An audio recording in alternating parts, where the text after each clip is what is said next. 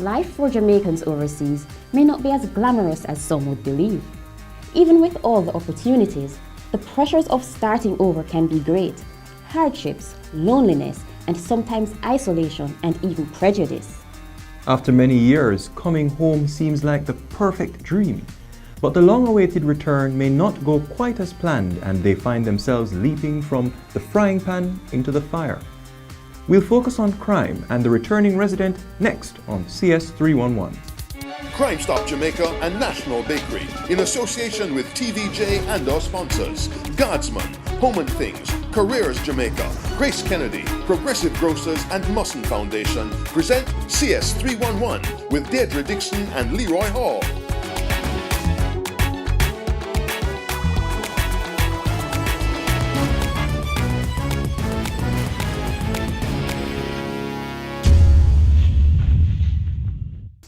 It's hard to read negative press about Jamaica on the pages of a foreign newspaper, especially when it tells the truth. In June 2018, the UK's Guardian reported that Jamaican expats who retire here after decades in the UK face an extreme risk of murder. Uncomfortable, but a fact. Returning citizens who were once welcomed home on vacation are often hounded for their money, exploited because of their lack of knowledge of the system, and targeted by criminals. For President of the Jamaica Association for the Resettlement of Returning Residents, Percival Latouche, this is hardly news. It's a familiar story. He shared some thoughts and solutions with us.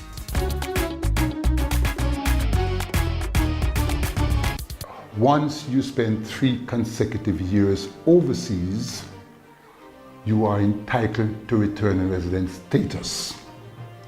You can go there as a student, and you spend 3 years and return, you're entitled to bring home your household belonging, your tools of trade,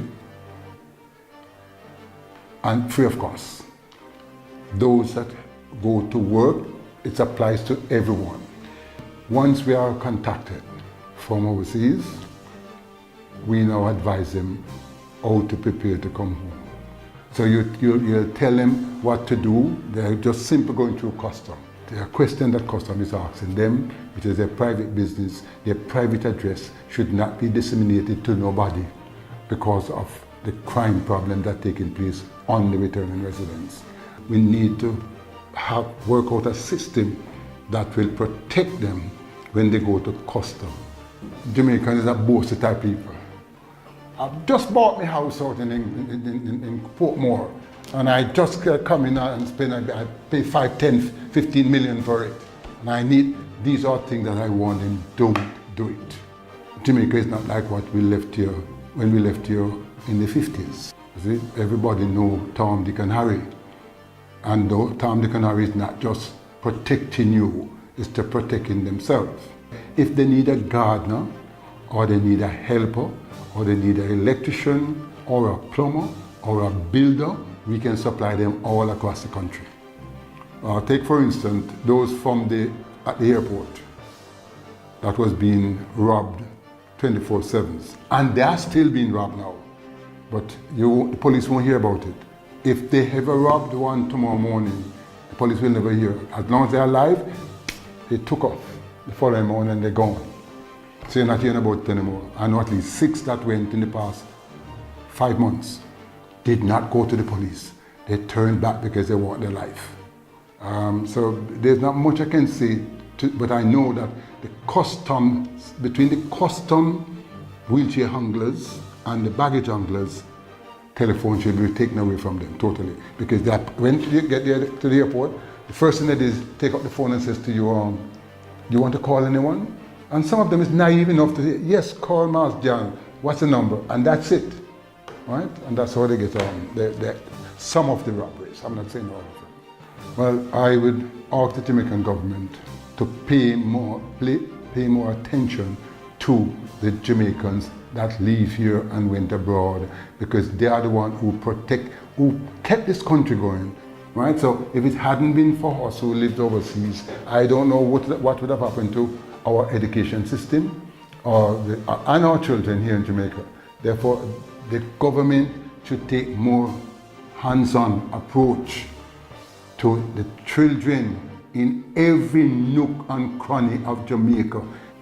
Whatever thing is done, it must be done for all Jamaicans, all foreigners, not just returning residents, because you'll be making them a target. So don't put them on any one corner.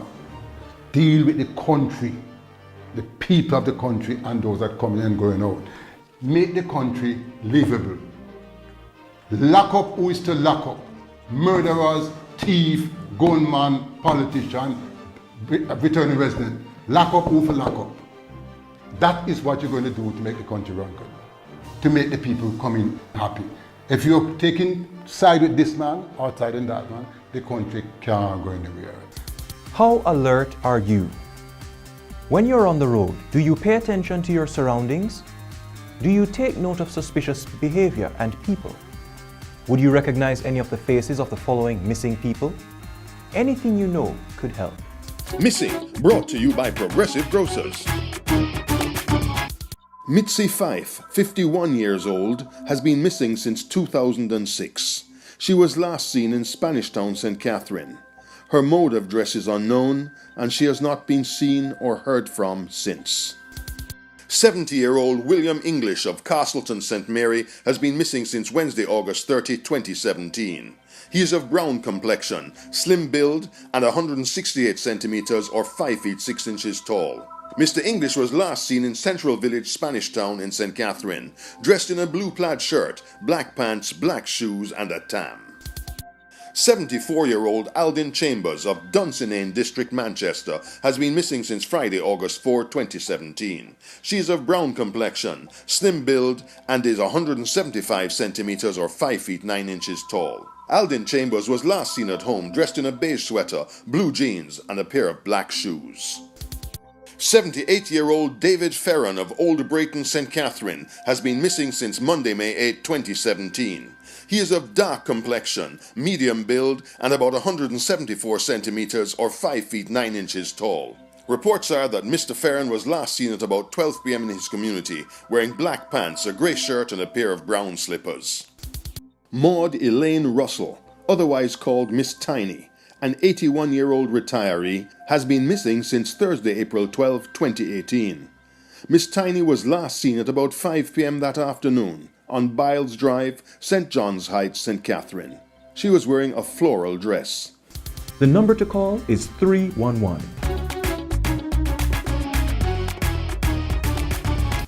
When 26-year-old American Desiree Gibbons set out for Jamaica, the future was full of promise. Here was a chance to learn about her father's country, spend quality time with relatives, and to earn some money for film school in Europe.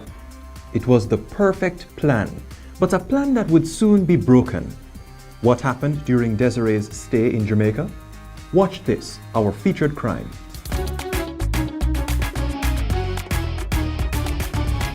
Saturday, November 25, 2017, was a beautiful sunshiny day in Montego Bay, St. James.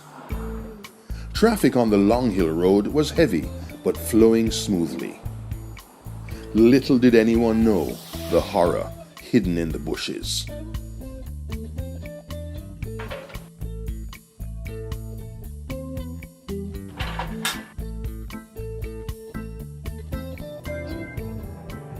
A groundsman from a nearby villa was doing his daily rounds when he stumbled on the lifeless body of a young woman.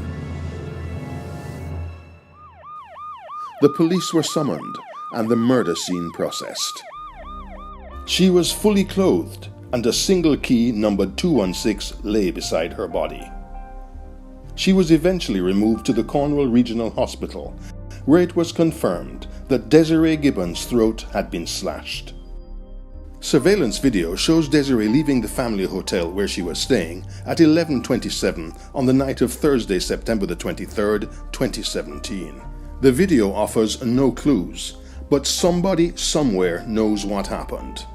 Until he or they come forward, the horror in the bushes just outside of Montego Bay, St. James will remain unsolved.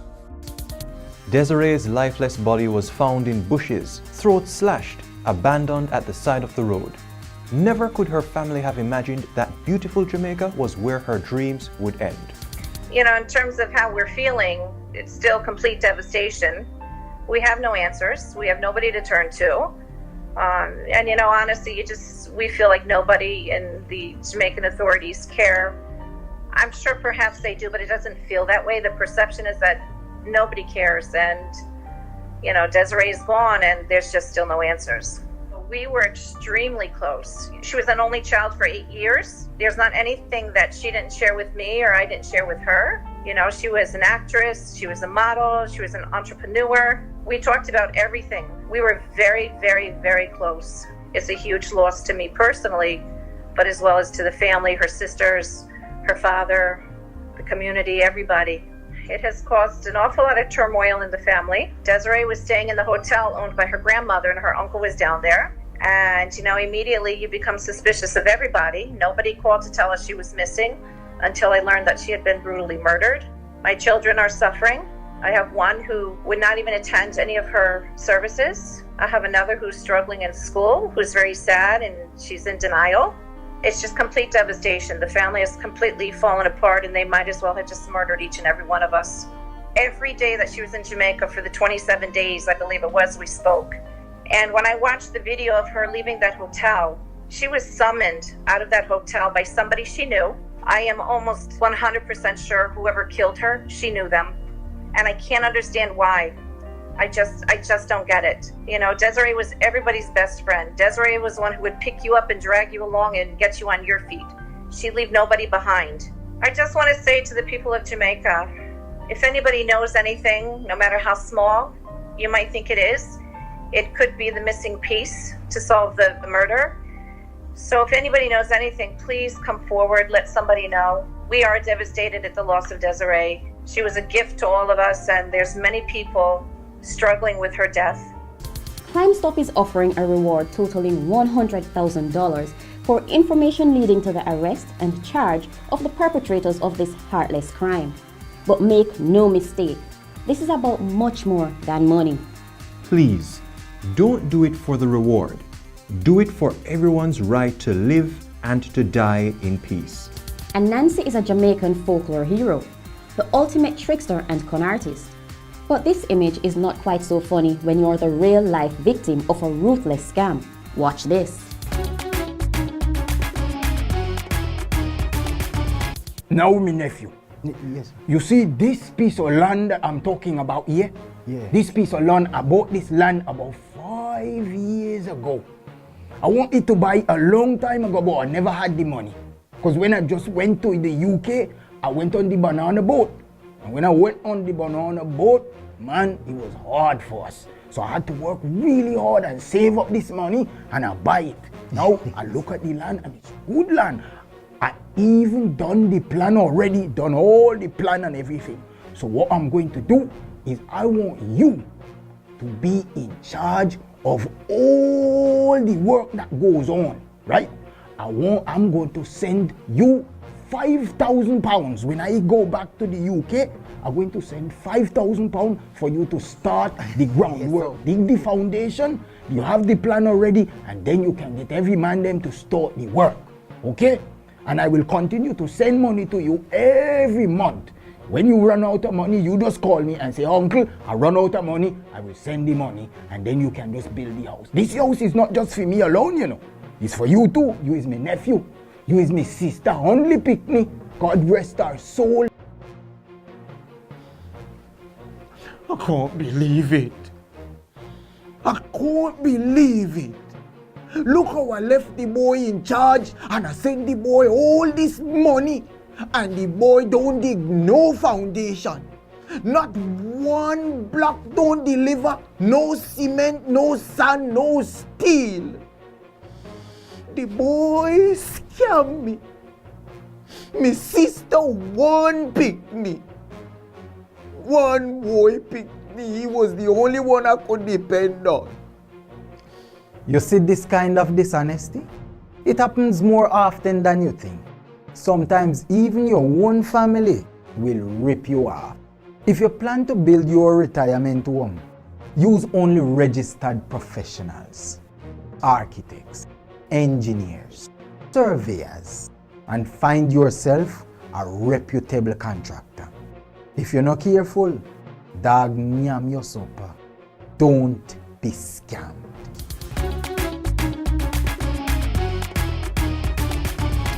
Generations of Jamaicans have migrated, courageously building a new life for themselves and sharing their success and their earnings with their relatives and the economy back home. That makes it all the more unfair when a well-earned retirement meets a painful end. We want to rewrite the story for all our returning expats, both young and old. Here are a few facts that you should know. Did you know? Brought to you by Careers Jamaica. When a returning resident touches down on Jamaican soil, it's not just family and friends that await them. For many in the criminal world, they are easy pickings. Did you know that, even today, the favorite methods of attack include waiting on retirees to receive their foreign pension payments, or trailing them from the airports to rob them at their destination? Undercover police officers now patrol both international airports. They're on the hunt for the corrupt baggage handlers or taxi drivers who have been known to tip off gangs about new arrivals returning to live in Jamaica. The Jamaica Constabulary Force is considering a service to provide security screening and background checks for persons being employed by returning residents. They are also exploring the possibility of establishing a point of contact for the diaspora to address specific concerns about cases, appointing a liaison officer for each police division to monitor and provide residents with feedback on policing matters. Returning resident crime is real. The police are also reminding these citizens to take their own precautions when entering into business and personal arrangements with those who may be approaching them simply for criminal gains. We will never get a handle on crime if we don't get more criminals off the streets. The following men were still at large at the time of the filming of this program. Have you seen them?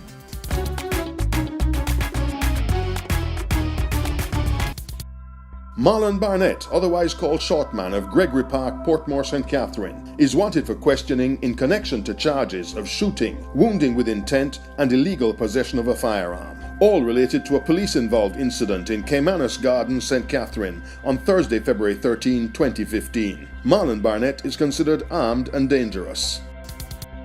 Oran Dunn, otherwise called Mike, is wanted in connection to the double murder of Ocon and Patmore Johnson, committed on July 17, 2017 on Paradise Crescent, Montego Bay. Oran Dunn is considered armed and dangerous. Remember, just because you're a visible target doesn't mean you have to become a victim. They may be watching you, but in the meantime, you can be prepared. Safety Tips, sponsored by Guardsman.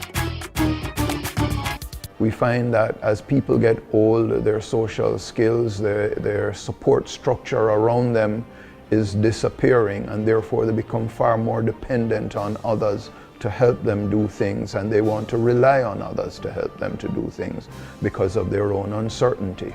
This exposes them. And how do we get our elderly to understand what's happening, and how do they adjust their habits to protect themselves?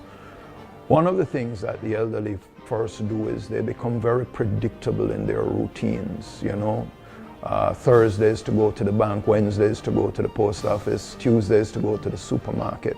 We become very predictable and therefore vulnerable in that predictability.